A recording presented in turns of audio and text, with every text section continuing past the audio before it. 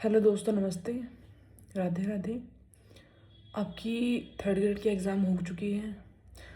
अब वास्तव में देखो, अगर बात करें ना, तो पेपर इजी था, लेकिन जो प्रश्न पूछने का तरीका था ना, वो कुछ अलग ही था। मतलब बच्चों की समझ से बाहर। क्यों? क्योंकि उनको पैटर्न पता नहीं था। उनको पैटर्न पता होता तो वो उसी के अकॉर्डिंग तैयारी करते हैं। रियल में ये चीज़ गलत है। वैसे पेपर इजी था, लेकिन बच्चों से टाइम मैनेजमेंट नहीं हुआ। मेरे कई साथी ऐसे हैं कि मतलब जो बोलते हैं कि मैम हमें पेपर पूरा आता था। मतलब पेपर हम कर सकते थे और भी, लेकिन टाइम मैनेजमेंट नहीं कर पाए हम एग्ज़ाम में। आते हुए भी क्वेश्चन रह गए, और क्वेश्चन ऐसे भी नहीं कि आरबीएससी बुक से बाहर थे। देखो, आरबीएससी बुक से भी क्वेश्चन, मतलब बुक से क्वेश्चन थे, पर वो टाइम मैनेजमेंट की वजह से वहाँ पे कन्फ्यूजन हो गई और वो क्वेश्चन आते हुए अटेम्प्ट नहीं कर पाए। अब कोई बात नहीं, बट अब क्या कर सकते हैं इस चीज़ के लिए। देखो, ये चीज़ ना तो हमारे हाथ में है, ना आपके हाथ में है। तो स्टूडेंट से केवल तैयारी ही कर सकता है, और उसके हाथ में कुछ भी नहीं है। तो मैं कहूँगी कि आप जो इस चीज़ को भूल के अब आगे बढ़ें। इतना आसान नहीं है, मैं समझ सकती हूँ, लेकिन और कोई ऑप्शन नहीं है हमारे पास में। अब जो हो चुका वो हो गया। अब आपको पता है कि आपका नंबर आएगा कि नहीं आएगा, आपको अच्छे से पता है। तो समय रहते दूसरी तैयारी शुरू कीजिए। सेकंड ग्रेड की एग्ज़ाम है। और एक बात और, जो कैंडिडेट चाहते हैं कि नहीं हम तो थर्ड ग्रेड की तैयारी करेंगे और उनके पास समय है अभी, तो 27 में अच्छी वैकेंसी आने की संभावना है। तो आपको पता चल गया कि पैटर्न कैसा आएगा, तो आप इस पैटर्न पे तैयारी कीजिए अब, ठीक है। और हम कुछ भी नहीं कर सकते। देखो, पेपर का लेवल सच कही ना आपको, आज तक कभी ऐसा पेपर नहीं आया। और ये मतलब आर एस प्री के लेवल के जैसा था, जैसे एस आई में नहीं आता। एस आई में जो जीके का पेपर आता है, आर एस प्री में जो जीके का पेपर आता है, आर एस प्री में जो स्टेटमेंट वाली क्वेश्चन, मतलब वो जो कठिनाई इस तरह है ना, सच कहूँ तो आर एस में भी नहीं आता, जो कि इस में दे दिया इन लोगों ने।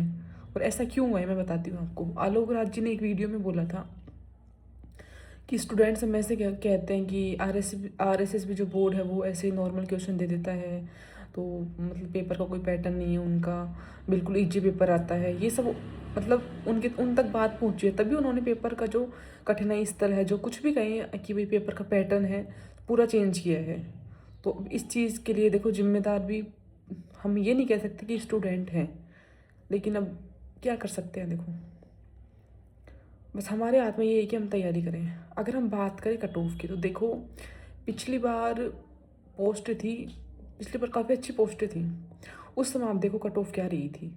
एक तो यूट्यूब वालों ने बताया, और एक कट ऑफ एग्जैक्ट में क्या रही। सच कहूँ ना, मैं बताती हूँ आपको। देखो, मैं किसी की बुराई नहीं कर रही हूँ यहाँ पे, लेकिन इंग्लिश के लिए जो 7,500 पोस्ट थी इंग्लिश L2 की, उस टाइम हमें सब कोचिंग वाले कहते थे कि नहीं, कट ऑफ तो है ना, मतलब 180, 180, 190 तक जाएगी, 195 तक जाएगी। सच बोलो ना, कि 195 से ज़्यादा किसी ने भी नहीं बताई थी। अब क्या होता है, रिजल्ट आया डबल का। आपको पता है डबल में कट ऑफ कितनी गई थी? 195 जनरल की गई थी, और मैं जनरल से हूँ।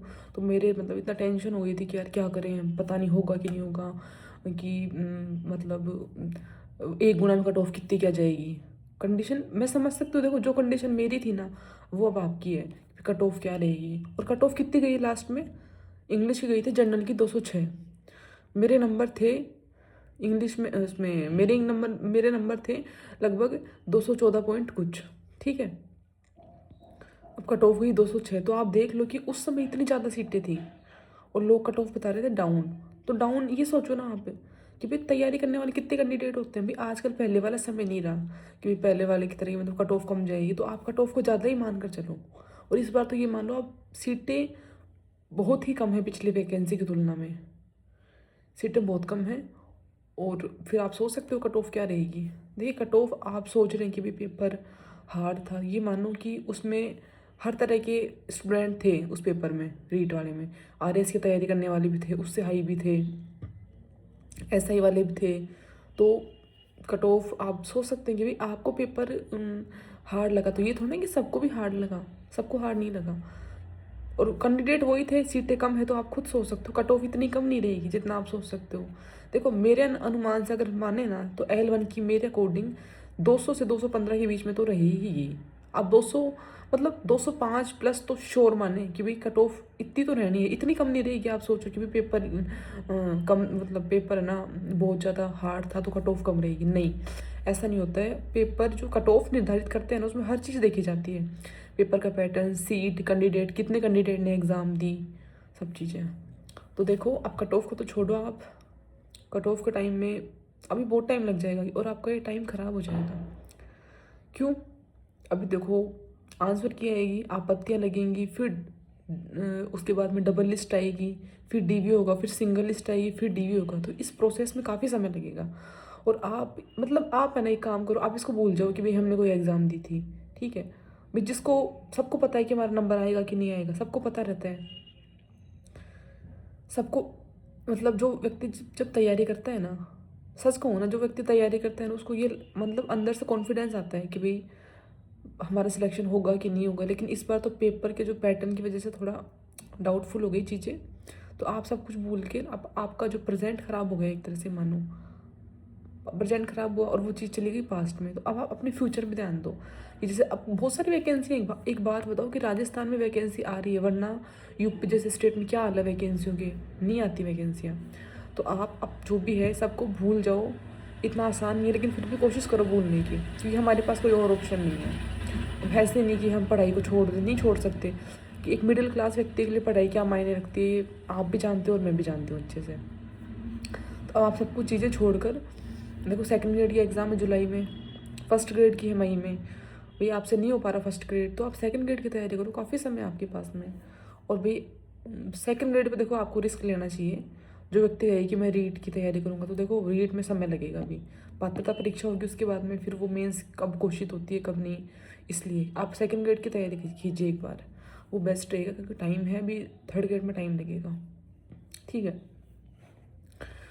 तो देखिए अब अपने जो बीत गया उसके चक्कर में फ्यूचर ख़राब नहीं करें, समय रहते तैयारी शुरू करते हैं। अपने माइंड को मतलब बिल्कुल एकदम स्थिर करके अपने माँ बाप की तरफ सोचें।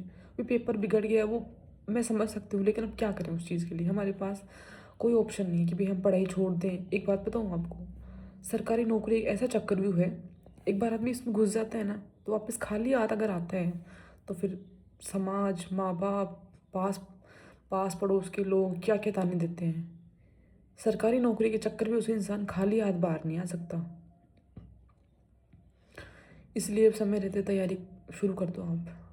और हाँ, जो रीट प्री होगी अब 2025-26 जब भी होती है, सॉरी 25-26 नहीं, 26-27 जब भी होती है, तो उसके लिए मैंने आपको मतलब आपको देखो रीट प्री का पेपर कौन बनाता है, शिक्षा बोर्ड, माध्यमिक शिक्षा बोर्ड। तो मैं आपको सिलेक्टेड बुक्स बताती रहूँगी उसके लिए बीच बीच में, वो पढ़ लेना। प्री में ज़्यादा जोर नहीं आएगा, जोर आता है तो सिर्फ मेंस में आता है। तो कट ऑफ वगैरह के जंजाल से बाहर निकल गया आप, कट ऑफ इतनी कम नहीं रहनी जितनी आप सोच रहे हो।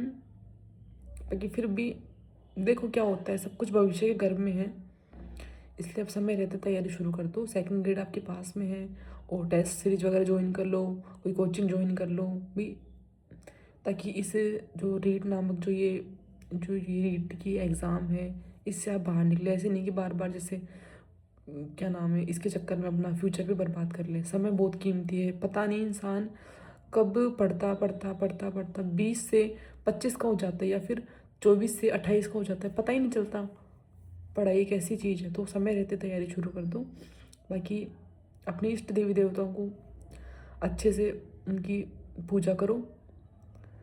अगर आपका मन नहीं लग रहा ना कि तैयारी करने का, तो थोड़ा उनके पास बैठो, समय दो उनको भी, और उनको फिर अपनी एक लाइफ की नई शुरुआत करो कि भाई मुझे इसकी तैयारी करनी है, ठीक है। धन्यवाद।